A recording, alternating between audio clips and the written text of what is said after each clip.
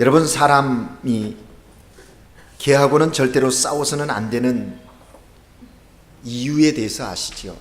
그 이야기 기억하시나요? 만약에 사람이 개하고 싸워서요, 이기면 어떤 사람이 됩니까? 개보다 더한 놈이 되는 거예요. 그죠?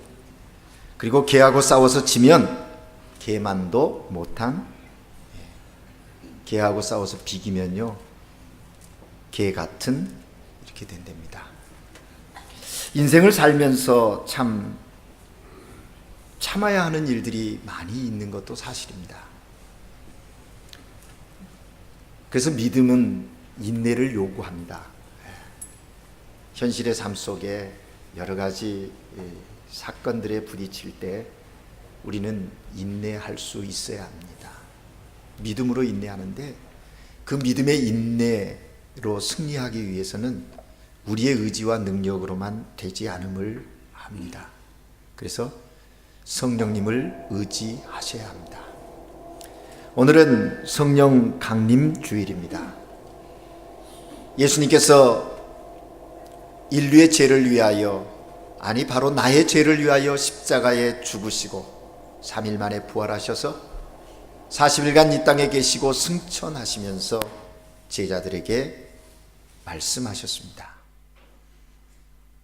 오직 성령이 너희에게 임하시면 너희가 권능을 받고, 그러셨어요. 성령의 임함을 통하여 주님 오시는 날까지 믿음으로 승리할 수 있다라는 얘기입니다. 그래서 우리는 매 순간마다 성령님을 의지하셔야 합니다. 이미 내 안에 내주하시는 성령, 그 성령께서 삶 가운데 역사하시도록 성령의 충만함을 사모하고 간구하여 그리스도인으로 매 순간을 살아야 한다 하는 것입니다. 성령 강림 주일에 우리 안에 다시 한번 성령의 충만한 역사하심을 통하여 그리스도인됨이 삶 가운데서 경험되어지는 그런 성도들 되시기를 주의 이름으로 축복합니다. 여러분, 여러분에게 별명이 있습니까? 누군가가 나에게 지어준 별명 말입니다. 그 별명이 기분 좋아서 받아들이기도 하고, 때로는 그 별명이 그렇게 달갑지 않은 별명들도 있지요.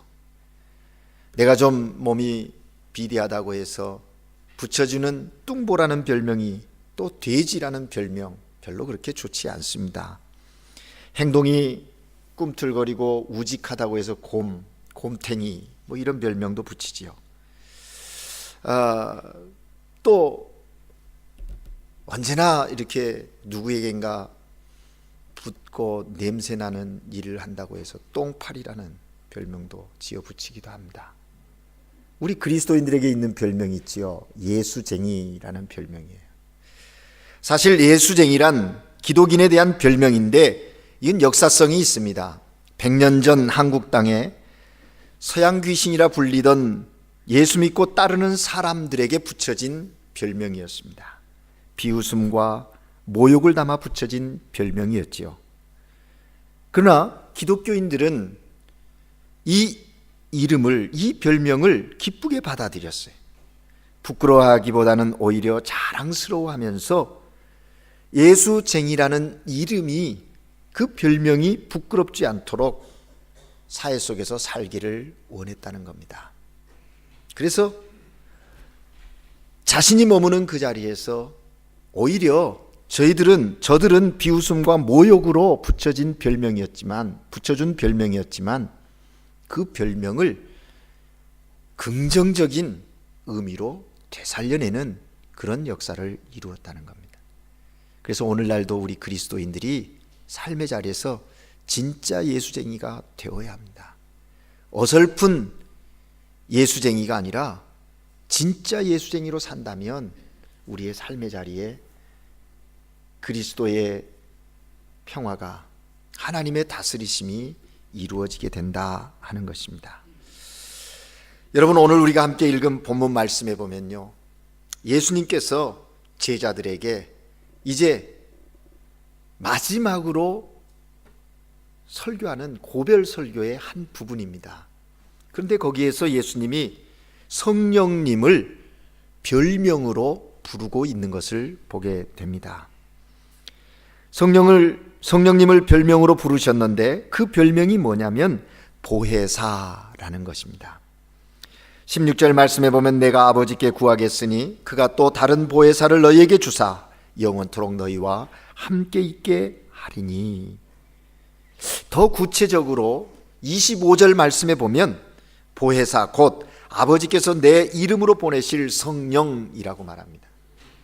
그러니까 성부 하나님, 성자 하나님, 성령 하나님이신데 그 성령 하나님을 성자 하나님 예수님께서 별명으로 보혜사라고 이렇게 명명했다라는 것입니다. 예수님께서 성령의 별명을 보혜사라고 붙인 이유가 무엇일까요? 왜 성령을 보혜사라고 부르신 것일까요? 여기 보혜사라는 헬라어 단어는 파라클레토스라는 말입니다. 오늘 설교 제목이 파라클레토스의 능력 그랬는데요. 이걸 다시 풀으면 보혜사 성령의 능력이라는 제목입니다. 이 파라클레토스는 합성어인데 곁에라는 단어와 부르다라는 단어가 합성되어진 말입니다. 다시 말하면 곁으로 부름받은 자라는 뜻을 갖고 있습니다.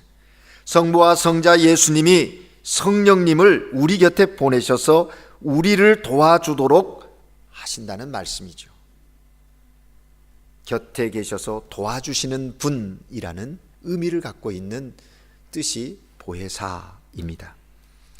한문으로 풀이한다면 한자 사전에는 나오지 않는 단어이지만 지킬 보자, 은혜, 해자, 그리고 스승사자입니다. 무슨 얘기입니까? 성령께서 우리 곁에서 보호하시고 은혜를 베푸시고 도와주시면서 가르치시는 분으로 계신다 하는 거예요. 그러니까 예수님께서 붙이는 별명은 뭐냐? 성령께서 하시는 일을 가장 잘 나타내는 그런 한 단어로 붙여준 거라는 거죠. 별명도 그렇지 않습니까? 어떤 사람의 외모, 성격 또는 행동, 그 사람의 경력이나 그 사람의 말씨라든지 그 사람의 특징을 잡아서 붙이는 것이 별명이에요. 예수님께서 성령님의 별명을 보혜사라 그렇게 붙여줬어요. 보혜사란 말에는 다양한 뜻이 있습니다. 변호사라는 말이죠. 가장 유능한 변호사예요. 우리의 모든 것들을 변호하시는 그런 변호사. 위로자이시기도 합니다. 외로울 때, 슬플 때, 답답할 때 성령님은 우리를 위로해 주십니다. 격려자이시기도 해요. 우리가 좌절하고 낙심하고 절망할 때 우리를 향하여 격려하시면서 박수도 치시고 응원해 주시고 힘을 내라 그렇게 독려하시는 그런 격려자다라는 겁니다. 또 보혜사라는 말의 의미 속에는 돕는 자라는 의미도 있어요. 약할 때, 지쳐 있을 때, 넘어져 있을 때 성령님은 우리를 도와주십니다. 뿐만 아니라 상담자이시기도 해요. 어떻게 해야 할지 방황할 때, 방향을 잡지 못하고 우왕좌왕할 때, 어느 길이 바른 길이고 어디로 가야 옳은 길인지를 우리에게 말씀해 주시는, 또 우리의 그 부족함들 속에 채우시는, 인도하시는 그런 상담자로 계신다 하는 것입니다. 뿐만 아니라 교사이기도 하십니다. 가르쳐 주시고 깨닫게 하시고 또한 보여주시는 그런 선생님으로서의 역할도 성령님께서 하신다 하는 거예요. 그래서 이 모든 것을 합쳐서 한 단어로 표현한 것이 보혜사라는 것입니다. 성령님은 우리의 보혜사가 되셔서 우리 곁에서, 우리 안에서 역사하시는 분이십니다. 그런데 여러분, 오늘 본문에서 우리가 주목해야 할 부분이 하나 있습니다. 16절 말씀에 보면 보혜사 앞에 또 다른 그가 또 다른 보혜사를 너희에게 라고 말했어요. 여기 또 다른이라는 것은 완전히 다른 그런 의미가 아니라 동일하게 다른 그런 의미를 담고 있는 겁니다. 그러니까 무슨 말입니까? 예수님도 보혜사이신데 그가 또 다른 보혜사를 성부 하나님께서 또 다른 보혜사 성령님을 너희에게 보내주실 것이다. 그렇게 예수님께서 약속하고 계신 것입니다. 이 말씀을 이해하려면 본문을 보다 더 자세히 좀 넓게 살펴보아야 하는데, 본문을 포함하고 있는 이 예수님의 고별 설교의 전체의 내용을 살펴보아야 한다는 거죠. 요한복음 13장에서 16장까지의 말씀 가운데 보면 예수님께서 제자들과 마지막 유월절 만찬을 드신 후에 제자들의 발을 씻겨 주십니다. 그리고 제자들에게 마지막 유언처럼 설교를 하시는 거예요. 예수님께서는 지난 3년 동안 제자들 곁에서 저들을 지켜주셨고 보살펴 주셨고 이끌어 주셨고, 정말 제자들의 눈앞에 보이는 보혜사로서 제자들에게 참으로 든든한 그런 분으로 계셨습니다. 그런데 이제는 저들 곁을 떠나셔야만 했습니다. 이 말씀을 들은 제자들이 두려워하고 염려합니다. 근심합니다. 그런 제자들의 모습을 보고 예수님께서 두려워 말라 하시면서 이 약속을 저들 가운데 하게 된 것이죠. 지난 3년 동안 예수님께서 보혜사로 제자들 곁에 계시면서 도우셨던 것처럼 이제 또 다른 보혜사가 오셔서 제자들 곁에서 너희들과 함께 너희들의 삶을 인도하시고 지키시고 위로하시고 격려하시고 변호하시고 도우실 것이다. 그렇게 말씀하신 겁니다. 그렇습니다. 성령님은 예수님께서 약속하신 대로 보혜사로 우리 그리스도인들 곁에 오신 거죠. 그리고 항상 우리 그리스도인들 곁에 계시면서 도와주시는 거예요. 그래서 우리 그리스도인들은 늘 보혜사 성령님과 함께하는 삶을 사는 거죠. 그런 삶을 살 때 정말 하나님께 영광이 되고 하나님이 우리에게 주신 은혜와 그 평강을 누리는, 승리하는 삶을 살게 된다 하는 것입니다. 그러면 보혜사의 능력, 파라클레토스의 능력은 무엇입니까? 주님은 오늘 그 보혜사의 능력에 대해서 본문 말씀을 통해서 우리에게 말씀하고 계십니다. 첫째는 우리와 동행하신다고 말씀하십니다. 내가 아버지께 구하겠으니 그가 또 다른 보혜사를 너희에게 주사 영원토록 너희와 함께 있게 하리라. 영원토록 함께 있게 하리라. 또 다른 보혜사 성령이 오시면 이제 제자들과 영원토록 함께 있게 될 것이라고 말씀하시는 거예요. 여러분, 원래 예수님께서요 인간의 몸을 입고 이 땅에 오실 때 그 오심의 의미를 뭐라고 증거하고 있습니까? 보라, 처녀가 잉태하여 아들을 낳으리니 그 이름을 임마누엘이라 하라. 이를 번역한즉 하나님이 너희와 함께 하십니다. 그 임마누엘로 오셨어요. 그 말 그대로 예수님께서는 이 세상에 오심으로 제자들은 하나님께서 함께 하시는 놀라운 은혜를 삶 가운데서 체험할 수 있었습니다. 바로 임마누엘의 예수님의 그 은총을 통해서 하나님과 동행함의 기쁨을 제자들이 누렸다는 것이죠. 그러나 이제 예수님께서 제자들 곁을 떠나시게 되므로 예수님을 통한 동행은 끝이 나는 거예요. 그렇지만 예수님께서 또 다른 동행을 약속하고 계시죠. 바로 성령님을 통한 동행입니다.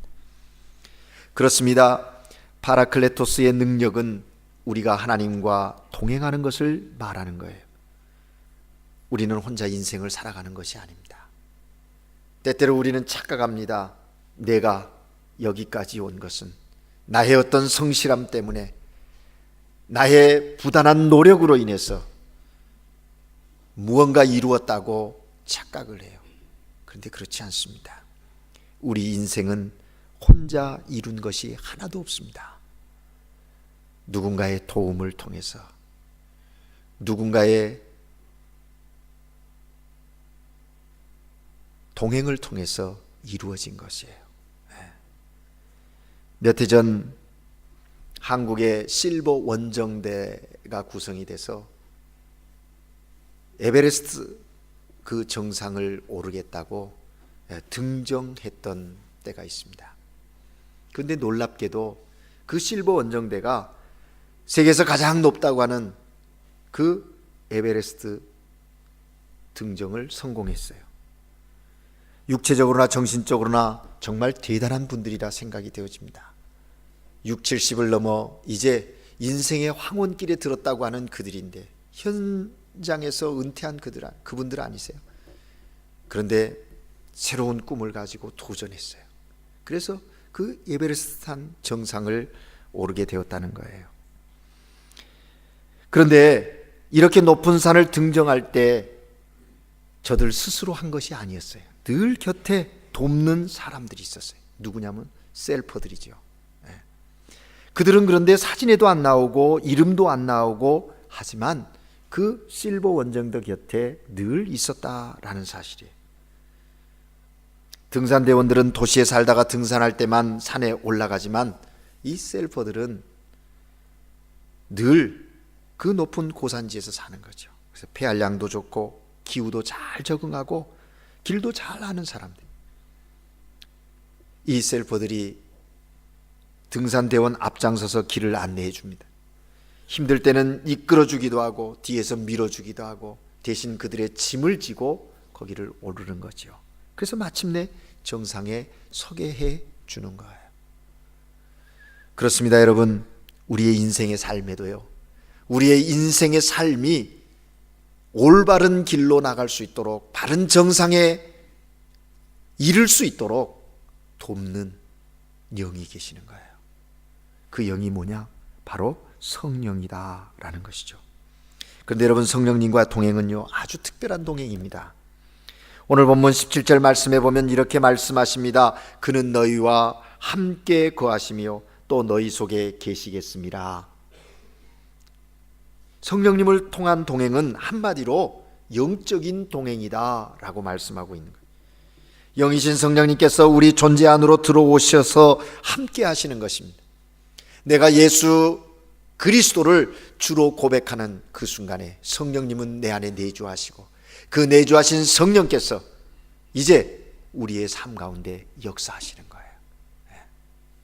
그런데 이 영적인 결합이 일어나는 이 신비로운 연합이 일어나기 때문에 성령님을 통한 동행은 이 신비적인 동행이기 때문에 종종 그 역사를 체험하지 못하는 그런 상황에 이르기도 한다 하는 것입니다.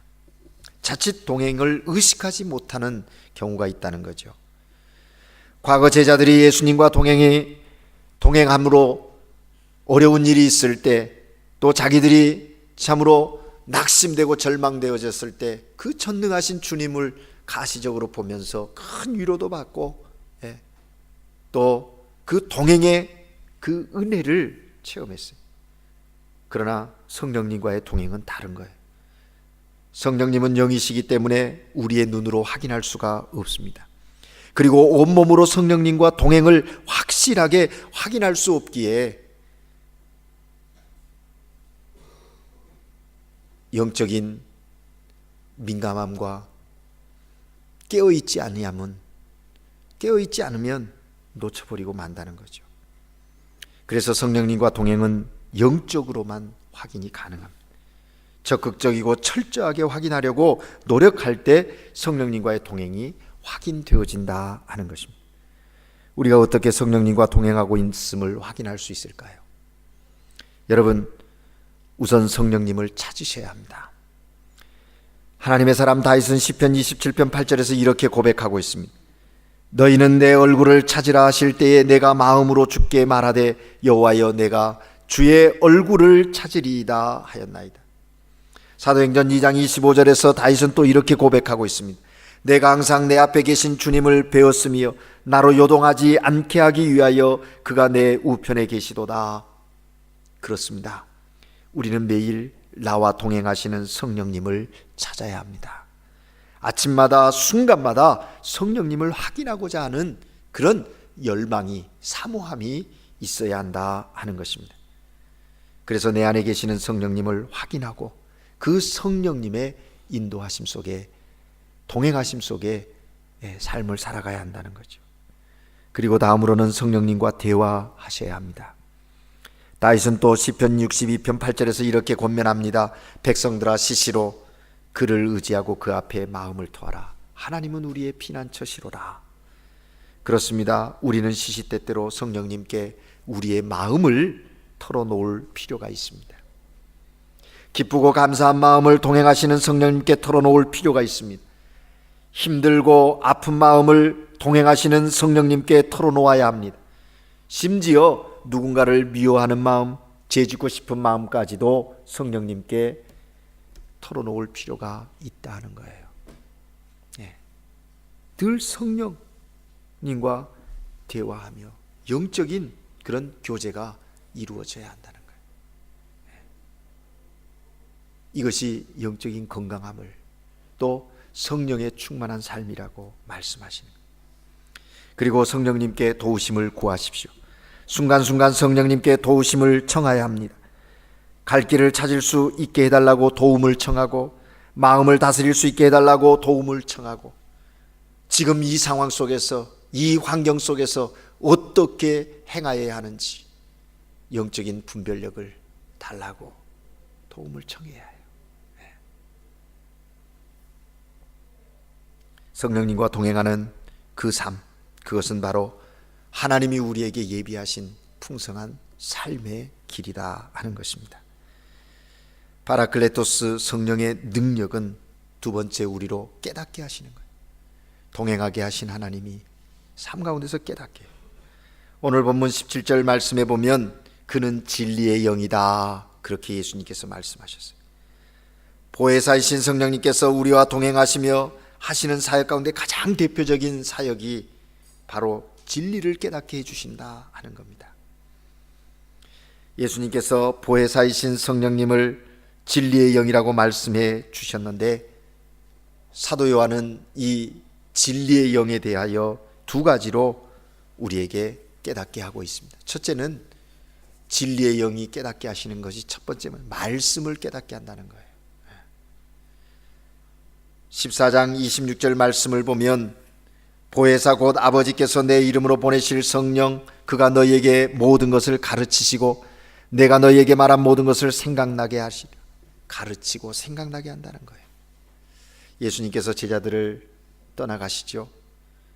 떠나간 다음에 어찌해야 할까 두려워하고 염려하고 있는 제자들에게 보혜사 성령의 약속을 했어요.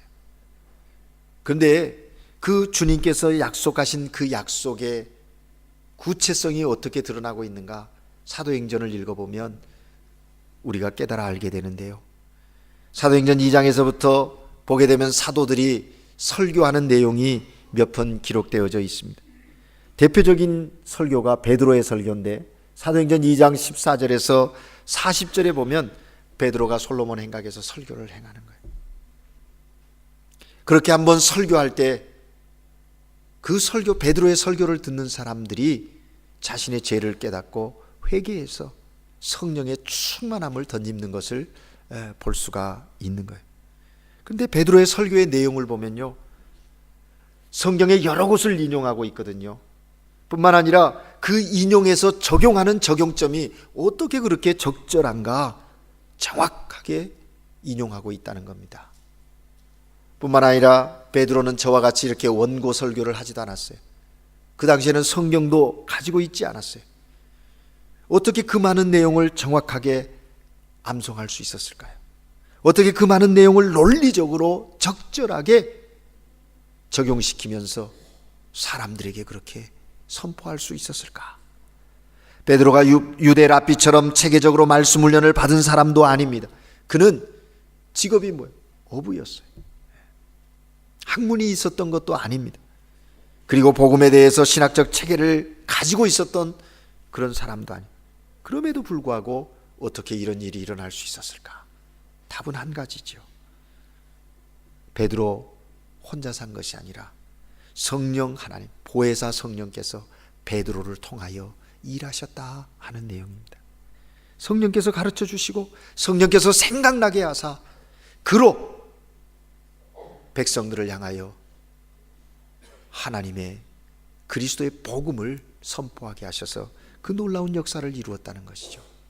진리의 영이 함께 하신 것입니다. 오늘날 우리 그리스도인의 삶 가운데도 그렇게 역사했던 진리의 영은 오늘 우리들 가운데도 동일하게 역사하시는 거예요. 여러분, 믿음 생활하다 보면 정말 사모하고 또 간구하고 도움을 요청할 때 성령께서 우리에게 지혜와 또 마땅히 할 말을 우리에게 기억나게 하시고 또 그렇게 하게 하시는 것을 경험하지 않습니까?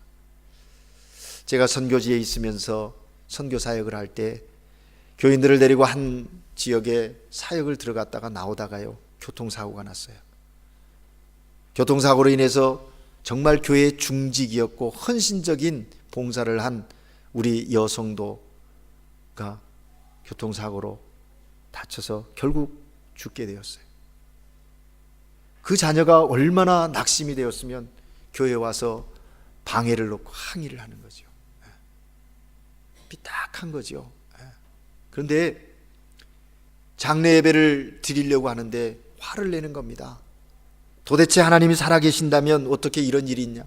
우리 어머니가 그렇게 헌신적으로 선교사를 돕고 또 교회 일 앞장서서 봉사하고 그랬는데 왜 이런 일이 있냐고 복음에 대하여 이제 거부하고 막 반대를 하는 거예요. 여러분, 장례 예배를 드릴 수가 없는 겁니다. 근데 그 아들 외에 다른 가족들은 정말 안타까운 마음으로 설득하려 하지만 잘 안 돼요. 어떻게 해서 이제 예배를 진행하게 되었는데 설교하는 목사 입장에서 어떻게 설교해야 될지 고민이 되는 거예요. 차라리 설교 안 했으면 하는 마음이 없지 않아 드는 거예요. 내가 도대체 뭔 설교를 저들에게 할 수 있을까? 그 자리에서 어떻게 할 수 있을까? 피할 수 있으면 피하고 싶은 그런 순간이죠. 그래서 간절히 기도합니다. 성령님 도와주세요. 어떤 말씀으로 전해야 할지 정말 하나님께 도움을 요청했는데, 그리고 그 아들의 또 마음을 주장해 달라고 기도하고 그렇게 해서 장례배를 지냈어요. 근데 무슨 설교를 했는지도 저도 잘 기억이 안 나요. 어찌됐든 은혜 중에 장례배가 마쳐졌어요. 근데 놀라운 것은 그 다음 주에 그 아들이 교회를 나온 거예요. 나와서 이야기합니다. 목사님, 죄송하다고. 내가 잘못했다고. 이제 어머니처럼 저도 신앙생활 하고 싶다고. 믿음 생활하면서 봉사하고 싶다고. 그렇게 이야기하는 거예요. 그 이야기를 듣는 순간 제 마음 가운데 깨달아짐이 있어요. 그렇구나. 내가 하는 것이 아니고 성령께서 일하시는구나. 성령께서 마음을 어루만지시고 상황과 환경들을 새롭게 변화시키시는 그 역사를 이루어 가시는구나 하는 것을 깨닫게 된 거예요. 그렇습니다, 여러분. 오늘도 성령님은 우리에게 말씀을 가르쳐 주시고 생각나게 하시는 거예요. 그래서 그리스도인으로서 그리스도인다운 삶을 삶의 자리에서 살아갈 수 있도록 오늘도 역사하신다는 거죠. 그러므로 우리는 날마다 이 파라클레토스, 보혜사이신 성령님을 사모하셔야 하는 거예요. 두 번째로 성령께서, 보혜사 성령께서 하시는 일이 뭐예요? 오늘 본문에 보면 죄를 깨닫게 한다 그랬어요. 16장 8절, 그가 와서 죄에 대하여 의에 대하여 심판에 대하여 세상을 책망하리라. 성령의 사역 중에 하나는 우리로 죄가 죄인 것을 깨닫게 하시는 거예요. 책망하시는 거예요.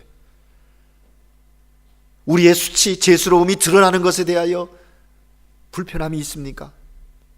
그러나 그것이 멸망이 아니라 그 죄를 드러나게 하셔서 회개하게 하심으로 우리로 다시 하나님의 자녀의 그 은혜와 권세의 자리로 우리를 이끄시는 놀라운 하나님의 은혜가 거기 있다는 거예요.